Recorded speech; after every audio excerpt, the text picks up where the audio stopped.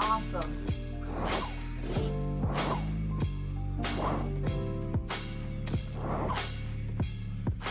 Thank you for tuning in.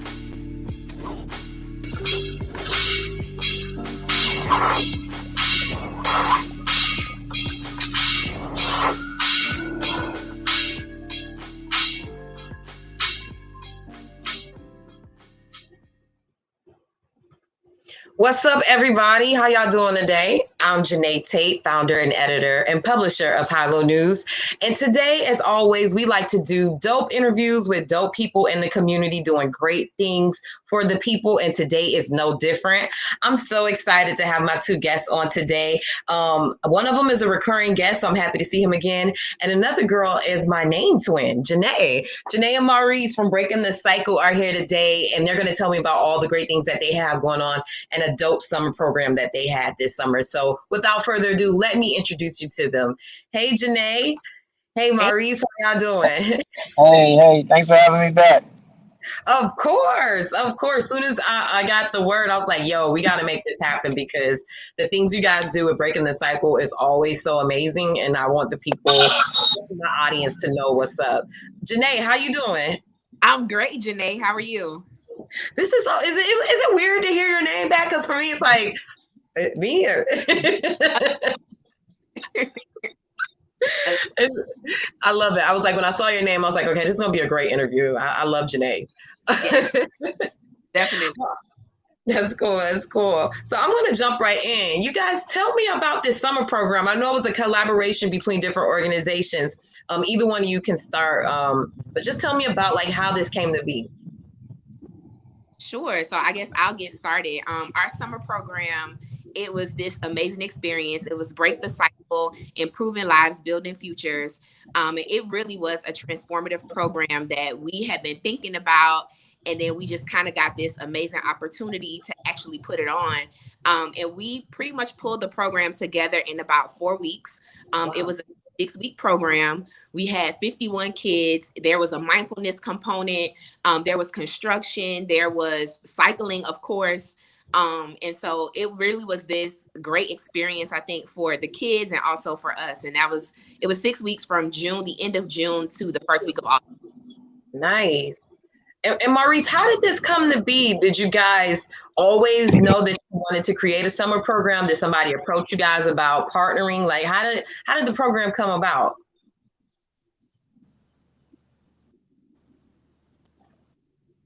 Can you hear me, Maurice? Yeah, what you say now? I said, how did the program come about? Like, did someone approach you? Did you guys always plan to do a summer program? The program it came. Me and Janae and we was doing. It was supposed to start next year. Well, we was like trying to come up with everything, and then we so happened to run into Stuart Miller at a Dolphin cancer ride, and he loved it us so much that he was willing to donate towards the BTC to help fund the program. So it ended up starting. That's why she said it was short notice because it ended up starting before we wanted to start it. We wanted to start it this year coming up, but God working mysterious ways, so it helped us out. And Yeah. it was a great hit. It was a great hit. Even though it was short notice, we came together and brought everything together. Yeah, and it was still a success. You know, the universe speaks and move when we don't even know. So and that Yeah. means you guys were ready and all the preparation that you guys had already done. Tell me about the importance of doing a program like this, especially for our youth, Black youth, people of color. Like a lot of times we're not included in cycling. So why did you guys think it was important to create a program like this? Um, my vision is, like you said, it's not a lot of like when I talked to you before, it's not a lot of black cyclists. So when we started this program, a lot of kids they were always on a video game playing around, and when we started it, like a lot of kids didn't know how to ride a bike. Wow. We taught them within 6 weeks how to ride a bike and how to and did then they did 50 miles after that. So and a lot of them like pulled their nails, told their mama they didn't want to come to the program. And now that I still talk to the kids, they still come ride with me and this and that.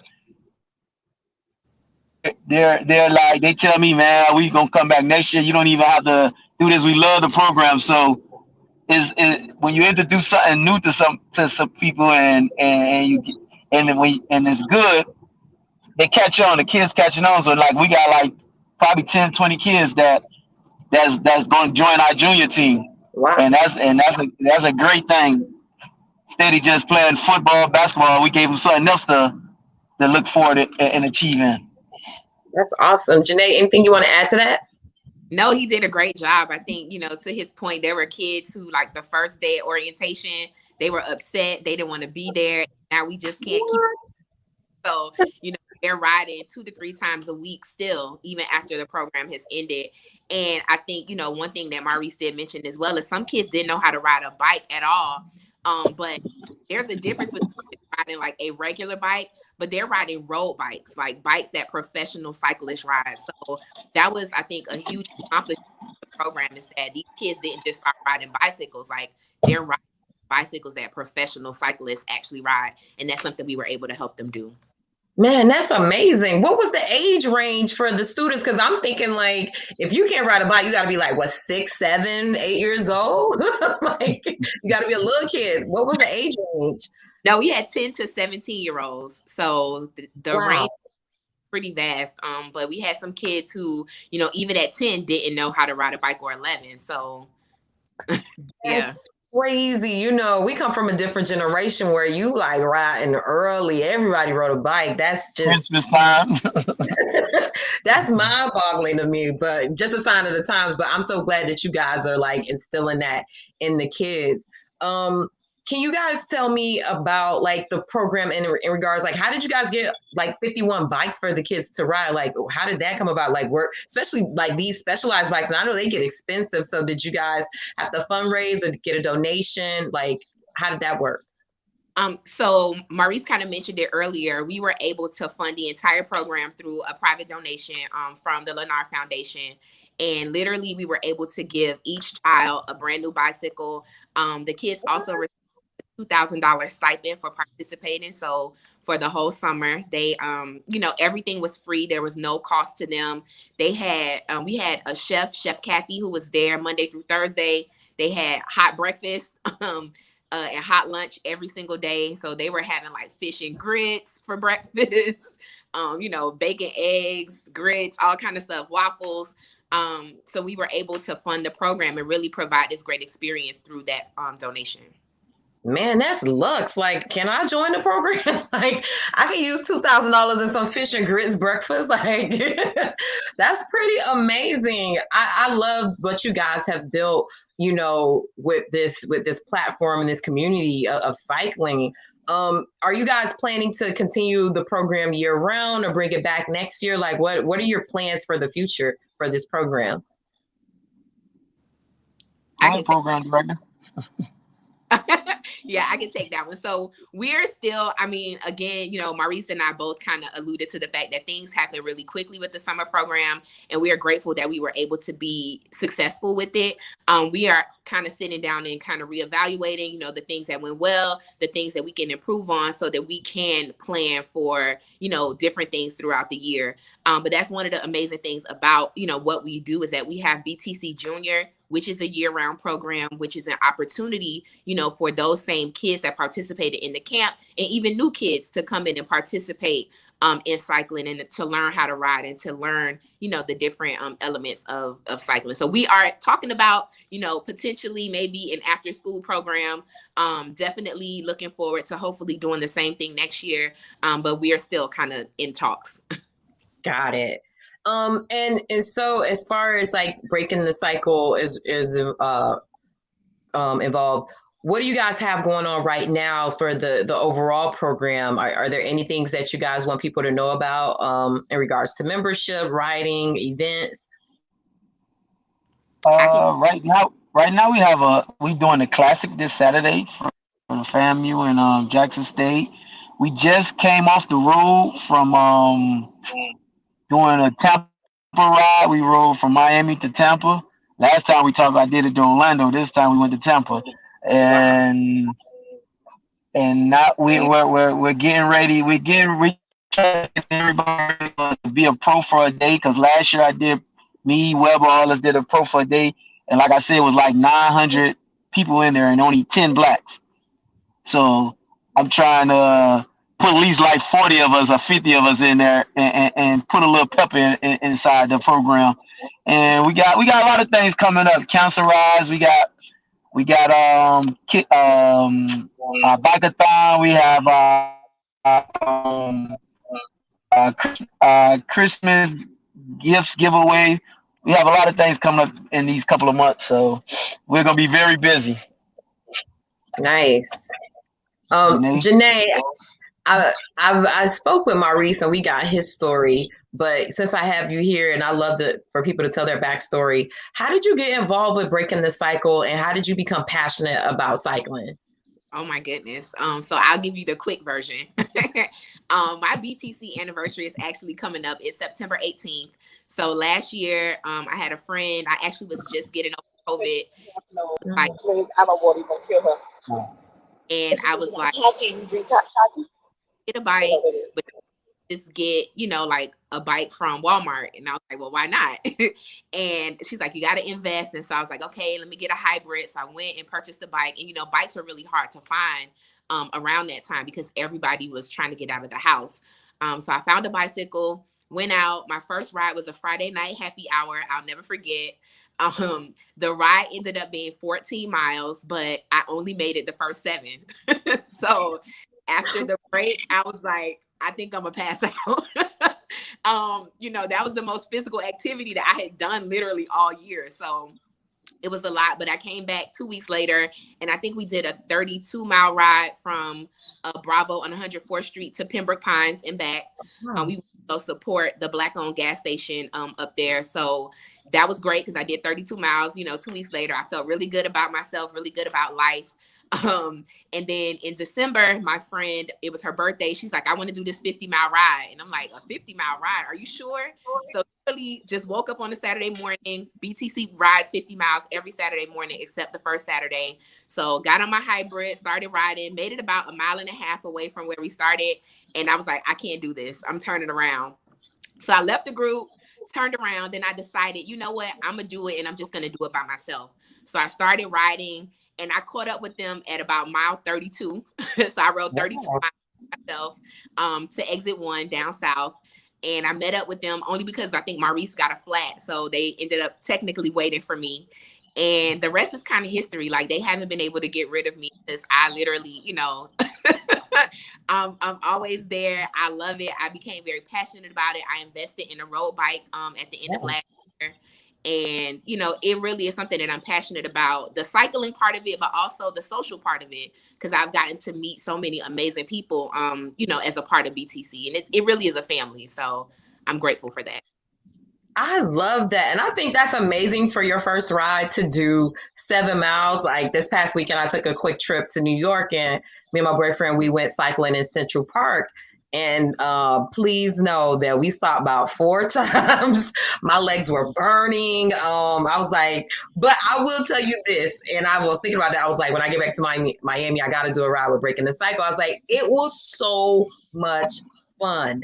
Like I hadn't been on a bike since I was a little girl, like years. So it was something nostalgic about it, but it was also too being able to explore the city and from a different perspective. Like it was really cool. So I get like how infectious it is because now we're like looking at bikes. I was researching last night, like what seats are the most comfortable. Like, so you know what? I have 2 experts here. Since I had that issue, I was sore, leg sore, but your behind is sore too. What is the tip to not have a sore butt? Like, what do you do? Do I change the seat? Like, what do you do? I think Janae will answer that question because my answer with you one to be okay. is ready to be. Let me answer that question. So one, you're never going to find a perfect seat. You're going to find a seat that's tolerable. There are special seats that are made for our lady parts, which help a lot. So I would invest in a seat that does that. And then really it's just to ride. The more you ride, the more you adjust. So the more, I won't say comfortable you become, but you get used to it. So it's just a part of It's a part of cycling.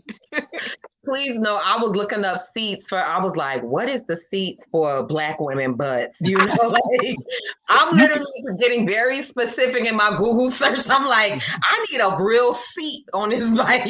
But you can go to a bike store. I think some of them, I don't know which ones does it. I don't know if it's, but they have a seat measure, like the measure you what type of seat you need to get. Yeah. So you can try that out. It's called your sit bone. So they'll measure your sit bone to tell you how wide the seat needs to be. That's a good point, Maurice, to tell you, because we have hips, we got butt, how wide the seat actually. I feel like them like for skinny white girls. I'm like, this wasn't made for a Black girl, but because clearly I feel like I'm sitting on a toothpick. But but it's such a great experience, and I love like the community that you guys have created. And especially getting the kids involved. Like you said, it's all about the screens now. Kids aren't as active as they used to be. So for you guys to create this and now they're like catching on to it, like this is just amazing. And I feel like the sky's the limit for you guys. What's next, or how can people follow you guys? Like if they want to get connected with Breaking the Cycle, let us know how we could make sure we support you guys. For sure. So we are on Facebook. We're on Instagram. On Facebook, we're Breaking the Cycle. On Instagram, we're breaking_the_cycle. We have a website, breakthecycle.info. We have some amazing gear on our website. So if you want to, grab a t-shirt, grab a kit, you can head over there. And then we ride 6 days a week. So that's the other part. We do boxing Monday through Wednesday. On 49th and 7th in the city, and we ride, Tuesday through Sunday. So I encourage people to come out, for Friday night happy hours. We are in North Miami here on 100, 4th and 7th. On Sundays for Sunday school, we're in Overtown.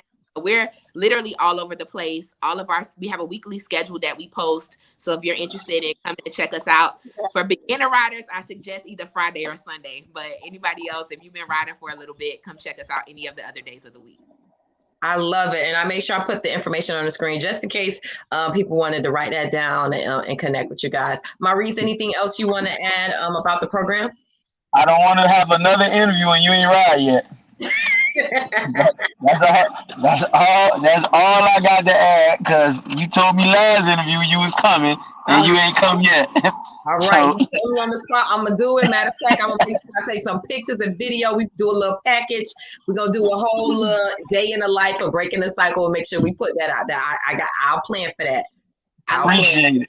Come on. Appreciate it. Wait, can I rent a bike when I get there? Because I don't have one. No, we have plenty of bikes now. We have plenty of bikes.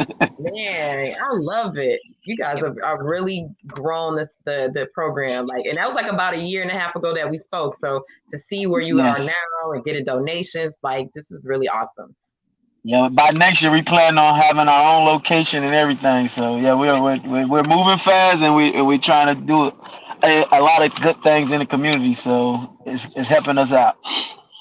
I love it, love it, love it, guys. Thank you so much again for coming on Halo News, sharing your information on our platform, especially supporting Black media. So I really appreciate that. I love supporting our work in the community and profiling people like you who are doing amazing things. People need to know your story. So I thank you for taking time and coming here with me today.